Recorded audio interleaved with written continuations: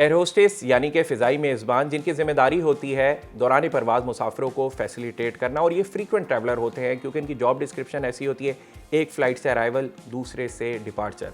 ऐसे ही एक crew member को FIA इमिग्रेशन जिना इंटरनेशनल एयरपोर्ट पर जो स्टाफ तैनात है उसने हिरासत में लिया और गिरफ़्तार किया। और गिरफ़्तार करने की वजह कोई डॉक्यूमेंट्स में हेरा फेरी नहीं थी, ना ही कोई वीज़े का इशू था, बल्कि उनको गिरफ़्तार किया गया ममनुआ कमर्शियल अशिया की स्मगलिंग के केस में। ये तमाम तर वाक़े का अहवाल क्या है, हमारे साथ मौजूद है इस पे बात करने के लिए deputy director FIA immigration Shahzad Akbar साहब। शहजाद साहब ये बताइएगा, FIA की तो बज़ाहिर डोमेन नज़र आती है कि डॉक्यूमेंट्स, वीज़ा और एजेंट माफिया इनके खिलाफ कार्रवाई करना इमिग्रेशन का, ये कौन सा केस था जिसमें स्मगलिंग के केस को आपने ट्रेस आउट किया और एक क्रू मेंबर को गिरफ्तार किया? अच्छा, इसमें आपने बिल्कुल सही फरमाया। जो FIA एयरपोर्ट पे हम काम करते हैं, हमारा जो प्राइमरी मकसद है वो इमिग्रेशन ही चेक करना है। लेकिन इमिग्रेशन के दौरान जब हम डॉक्यूमेंट्स को स्क्रूटनाइज़ करते हैं तो कई बार उन डॉक्यूमेंट्स के अंदर हमें सस्पिशियस ट्रैवलिंग नज़र आती है।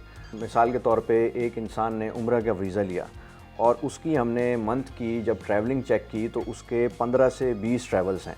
तो आपको ये अंदाज़ा होता है कि ये आदमी एक दिन जा रहा है, 2-3 दिन छोड़ के दोबारा आ रहा है, तो इसका मकसद उम्रा करना नहीं है, he is involved in some other kind of activity. और उसमें फिर हम ये चेक करते हैं कि ये कौन सी एक्टिविटी हो सकती है। अमूमन ये देखा गया है कि बहुत सारे लोग यहाँ से कमर्शियल एक्टिविटीज़ में वहाँ इंगेज होते हैं जो कि अलाउड नहीं है। आपको अगर काम करना है तो उसके लिए वर्क वीज़ा अवेलेबल है, बिज़नेस वीज़ा अवेलेबल है, लेकिन अगर आप उम्रा वीज़ा ले रहे हैं, विज़िट वीज़ा पे जा रहे हैं, तो उसका मकसद यही है कि आप वही काम करें। तो और जब फिर आप आहिस्ता आहिस्ता स्क्रूटनाइज़ करते हैं, चेक करते हैं, तो कई बार ये हमें अंदाज़ा होता है कि इसमें स्मगलिंग इन्वॉल्व है। और ख़ास तौर पे हम उन अशिया को ज़्यादा फोकस करते हैं कि जो कि नारकोटिक्स के डोमेन में आ जाती हैं, जिसमें सिगरेट्स है, जिसमें तंबाकू है, जिसमें गुटखे हैं। तो वो हम नहीं चाहते कि पाकिस्तान से ऐसी चीज़ें बाहर जाएँ जिनसे बहुत ज़्यादा हमारा इमेज भी ख़राब हो। और हमने इस केस में भी यही देखा कि क्रू जो है वो इन्वॉल्व था इसके अंदर, और वो ये तमाम चीज़ें लेके जा रहे थे और काफ़ी लार्ज क्वांटिटी के अंदर हमें ये तमाम चीज़ रिकवर हुई। तो इस वजह से हमने इस केस को ट्रेस किया। अच्छा, इसमें मुझे बताएं कि वो जो आप फ़िज़ाई मेज़बान हैं, क्रू हैं, वो जब यहाँ से इमिग्रेशन काउंटर पे आई तो क्या तमाम तर उस वक्त आइडेंटिफिकेशन हुई, किस तरीके से ट्रेस किया, क्या क्या चीज़ें उनके पास बरामद हुई, उसके बारे में बताइए। अच्छा, इसके अंदर जैसे क्रू मेंबर्स हैं, अमूमन ये होता है और ये पूरी दुनिया में ही ऐसा है, क्योंकि इनकी फ्रीक्वेंट ट्रैवलिंग होती है और एजेंसीज़ के साथ अच्छी सलाम दुआ होती है, तो बहुत ज़्यादा स्क्रूटनी इनकी नहीं होती है अमूमन। तो हमने ये किया कि इनका बिहेवियर भी सस्पिशियस था। तो जब जैसे फॉर एग्जांपल कई बार हमें बोर्डिंग मिलता है और साथ में जो लगेज के टैग्स हैं बहुत ज़्यादा होते हैं, तो आपको आइडिया होता है कि ऐसा क्यों है।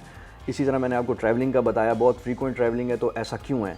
तो ये तमाम चीज़ें हमें बता रही होती हैं। कल इसी तरह जब GRO ने कुछ सवालात किए तो उसकी कुछ सस्पिशियस किस्म के जो है ना जवाबात थे। हमने जब लगेज खोला तो हमें आइडिया हुआ कि इसके अंदर ये सामान है, और फिर जब पीछे पूरा लगेज हमने वापस एयरलाइन से मंगा के खोला तो बहुत ज़्यादा इसमें सामान निकला।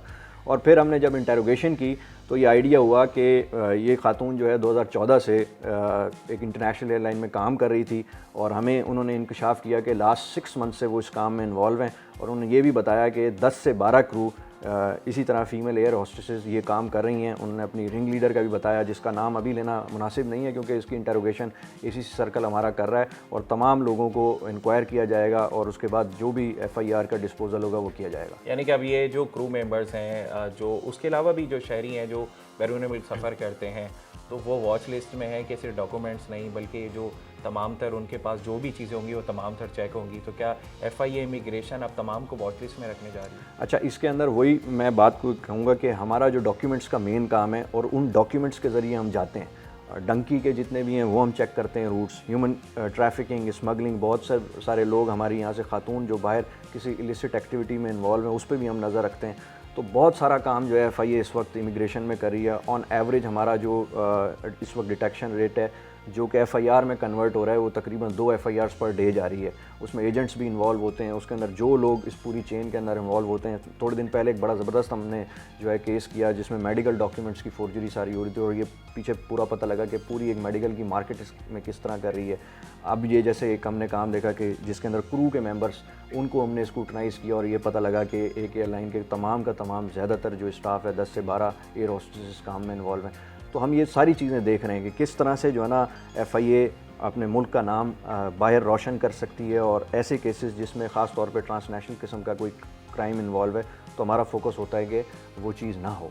चलें जी, बहुत शुक्रिया। बिल्कुल हर पाकिस्तानी का ये फ़र्ज़ है कि वो पाकिस्तान के इमेज को बेहतर बनाएं, और इस केस के हवाले से जो क्रू मेंबर थी जिनको FIA इमिग्रेशन की जानिब से गिरफ़्तार किया गया ममनुआ अशिया की स्मगलिंग के जुर्म में, इसके हवाले से अब FIA की जानिब से वाज़ेह पैगाम है इमिग्रेशन की जानिब से कि कोई भी ऐसा शहरी, कोई भी क्रू मेंबर हो जो भी इस तरह की किसी तरसील में पाया गया गैर कानूनी, तो उसके ख़िलाफ़ कानूनी कार्रवाई की जाएगी। और इस केस में वाज़ेह ये हुआ कि आसमान से गिरा खजूर में अटका, क्योंकि दीगर इदारे भी हैं जो कि एयरपोर्ट पर वॉच करते हैं ऐसे किसी भी शख्स को, ऐसे किसी भी मुश्तबा शख्स को, उनसे गुजर कर इमिग्रेशन पे आया और इमिग्रेशन ने उसको अपने कटहरे में लिया, और जिसके ख़िलाफ़ अब कानूनी कार्रवाई अमल में लाई जा रही है।